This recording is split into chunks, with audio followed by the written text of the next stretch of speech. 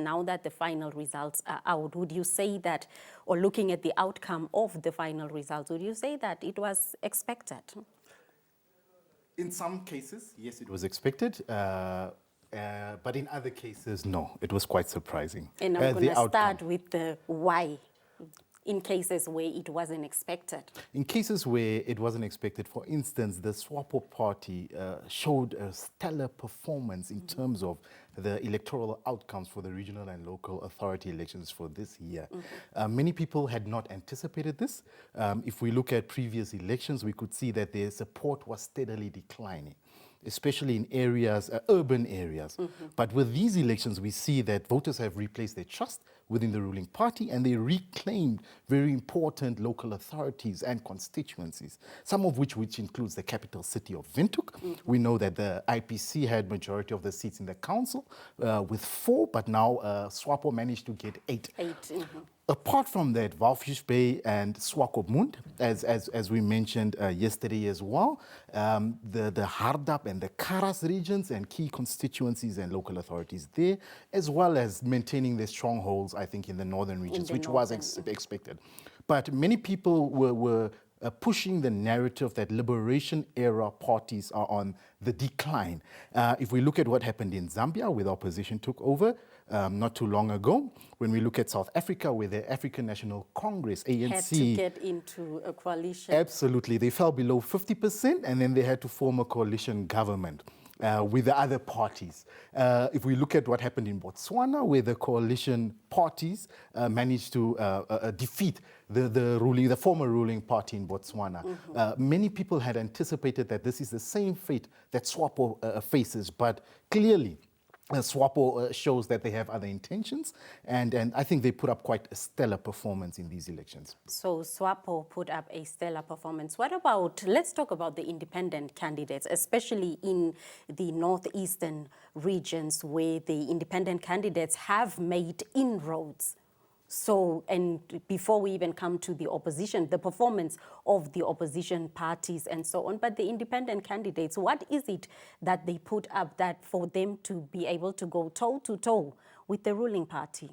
I think it's also a great performance by the independent candidates, some of which won constituencies in the Reboth, for instance, and the Kavangos and some other parts of the country.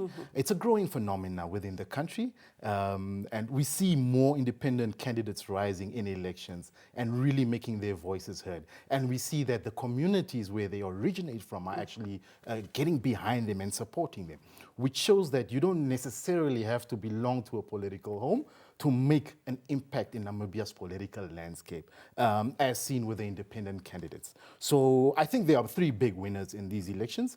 It's the SWAPO party, the independent candidates, as well as the Affirmative Repositioning Movement, AR. It's a growing party, and I think they still have a lot of growth potential because they appeal to young voters, basically. And we see they made their way into the Tsumeb local authority and some other local authorities across the country. Just here in Erongo as well. Absolutely. So they're growing slowly but steadily, and I think they also still have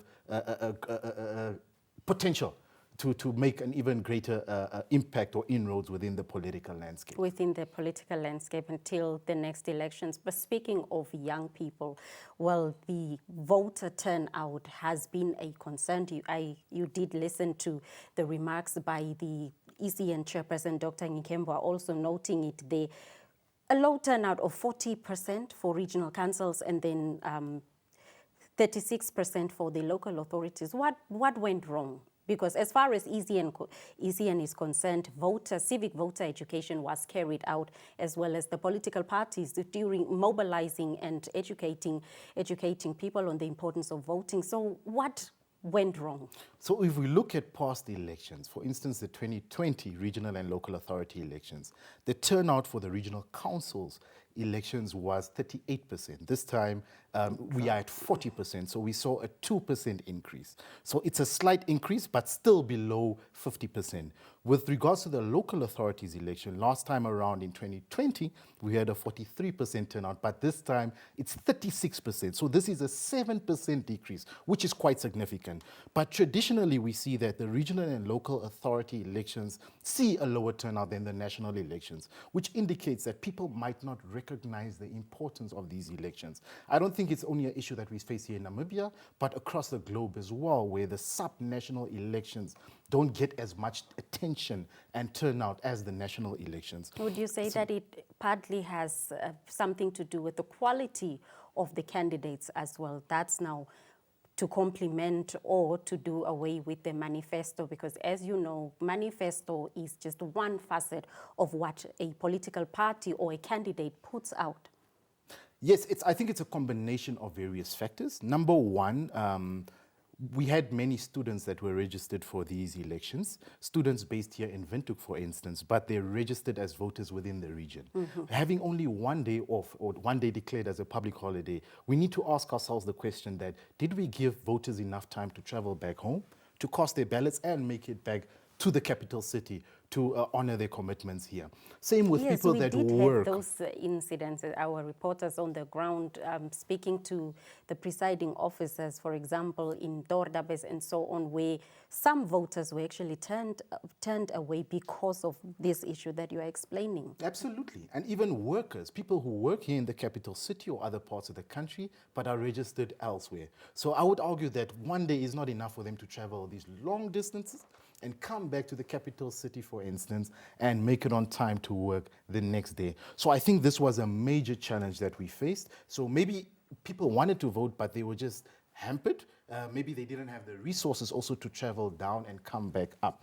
A second reason why I think is that people don't understand how their votes at a sub-national level translates to them receiving basic services, whether it's water, electricity, healthcare, housing, education, you name it. People don't know or understand the role of their councillors, the role, whether it's regional or local authorities. They don't really understand the role of the members of parliament, or some people have a slight idea of what the president is there to do. But I would say there's a lack of civic education, and which affects voter turnout at the end of the day.